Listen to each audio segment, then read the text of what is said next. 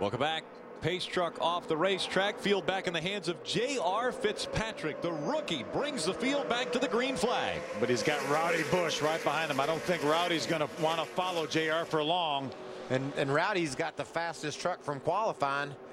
Colin Brown, that truck's fast, so he'll get on the back of Kyle Busch, and they'll probably just get right rid of JR. And Colin has the truck that's won the last 3 times we've been to restrictor plate races, the 30 of Top Bodine. Get ready, JR. They're going to jump on you. Oh, the young man out in front of this field. What he's got to be feeling right now with Kyle Busch right behind him. Colin Brown, as you mentioned, the fastest truck in qualifying. And we saw Colin Brown go from the front of the field back to 15th and make his way right back to the front of the field. It didn't take him but about 5 laps. Yeah, maybe not even that many. We have seen trucks go to the back, to the front and back. Matt Crafton has elected to go to the back 2 or 3 times and worked his way back to the front. 25 laps to go. J.R. Fitzpatrick still out in front. Kyle Busch, Colin Brown, Todd Bodine, Mike Skinner, Terry Cook, Brian Scott, Taylor Malsum, Shane Sieg, and T.J. Bell. Single foul. Your top 10. And back there in the back, you see Hornaday had some trouble on his pit stop. He's got a lot of ground to make up. We know he has the truck to do it. Adam, what's going on with J.R. Fitzpatrick? Well, here's an interesting thing, Phil. We obviously have a lot of time left in this race. 25 laps at Daytona is an eternity. But you're a rookie leading late in the going. Your name's J.R. Fitzpatrick, and you've got a spotter on the spotter stand in David Keith, who has won a race here. David won in the ARCA Remax Series, and it's good to have that leadership up top, I would guess, from a guy who knows what it's like to go to victory lane here, Michael. Well, you like to have that voice, that calming voice, a guy you know knows what he's talking about. And I know JR's just sitting there thinking, he knows Kyle Busch can pull out and try to pass him. He knows that. And I know he's sitting there thinking, when's he going to do it? Wonder why he hadn't tried it already. What's his plan back there? He's more concerned about what Kyle Busch is doing right now than he is concerned about what he's doing. I'm going to answer that question. Kyle Busch knows the one statistic that Russell wanted me to get in. No eventual race winner has ever led lap 77 of this race.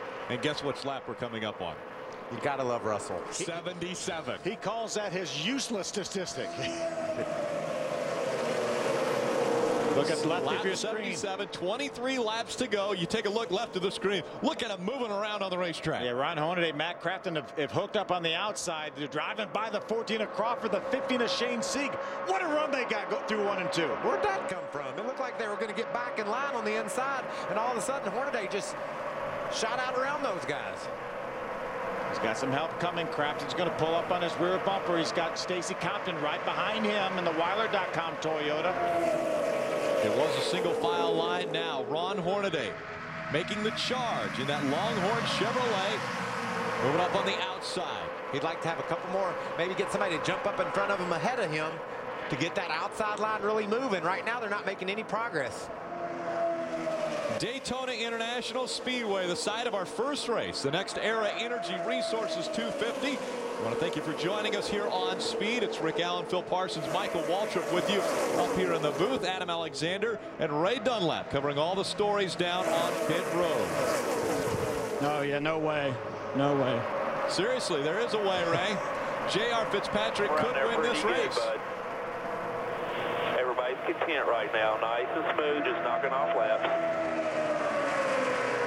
Getting down towards 20 laps to go. Remember, new rule this year, it will be single file restarts if we have a caution inside of 20 laps to go. Todd Bodine chasing that truck up the racetrack just a bit, not completely out of the bottom line. And so he's able to hold off the 5 of Mike Skinner just behind him. Ron Hornaday's progress is pretty much stalled out there on the outside. He needs someone like about Skinner up there to get a run on Todd Bodine and jump up in front of him. Ooh, they got by a couple more. See, that's what Skinner did. He saw him coming. He said, okay, I see what you guys are doing. I like where you're heading. I want to be a part of it. And now Ron will latch onto the back of Skinner. Todd Bodine's thinking it looks good to him too. Here they go. That's how it works, Phil. Yeah, exactly. Todd pulls up beside of Colin Brown. He's going to bring Skinner Hornaday with him. That outside line is moving now. Todd Bodine in front of him. Now let's see what Kyle Busch does. I think Kyle Busch said, I think this is a place. Oh, problems behind him though. The 23, the 24, David Starr involved. The 23 of Jason White. The 14 of Rick Crawford also involved. That truck's hit hard, right in the nose. Or sure Fifth has. caution of the night. There's the 24 of David Starr. The 14 just behind him of Rick Crawford. Just look at the damage right here. It's on the left front. Yeah, the Zachary Toyota right there of David Starr. There's that more. Look at the International Ford of Rick Crawford, former winner here in 2003. It's some real bad shape. Yeah, he's got some suspension problem in the front end. He does. Yeah, it's towed out right now, isn't it? That right front tire is towed out. Some pretty hard contact with the outside wall. Probably got a Jack it broken up, guys. tie Just rod. jack it up over there and just take a look at it real quick. Let's take a look at what happened. See Rick Crawford on the inside. David Starr goes around the outside. The 24 truck. Ooh, Jason White gets sideways, runs into the 14 of Rick Crawford, puts him in the outside wall. David Starr had nowhere to go. You know, it looked like he just got loose. Jason White just started to turn just a bit. It may have been a tire or something go down. We're hearing reports that there was a noise that they heard on the backstretch. Watch Jason now, right up your screen. See the smoke already before. I think the right rear tire went, Michael. I think he blew out a tire. What a great run for Jason White, too. He'd been in that lead pack, qualified up in the A spot. He had his gunbroker.com truck in the lead pack all night long. You know, a great run, and just unfortunate for Jason, because he was in the hunt tonight. He could have won this darn race, and now his truck's tore all to pieces. Same thing for David Starr and Rick Crawford getting caught up in this incident. Let's take a listen to this real time. Yeah, there's some. See the tire starting to blow apart. Yeah, that's probably right as they enter turn number 3. Let's listen to this.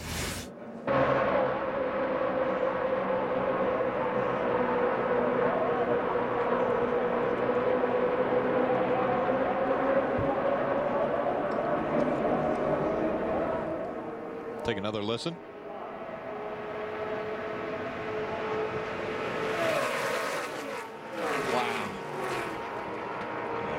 Tough hit there for Jason White. Tough break for Jason White. Such a good run going, as we were talking about. And it takes out Rick Crawford, unfortunately. There's Rick right there. Great to see him out of that truck, but I know this is not how we wanted to end this 2009 Daytona race. His truck's tore all to pieces. It looks like David Starr, Phil, might have a chance to get his truck repaired enough to soldier on to the finish at least.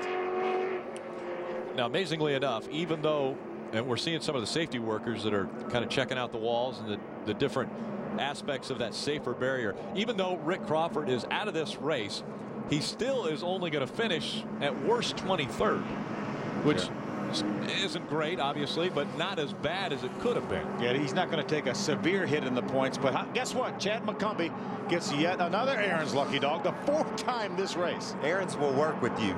That's what they'll do. They're working with Chad, that's for sure. So they're working on the 24. They're going to see if they can get David Starr back out there. He was just a product of being at the wrong place at the wrong time. The 23 catches the 14. They both move up the racetrack. They bring in the 24. And that is our 5th caution of the night.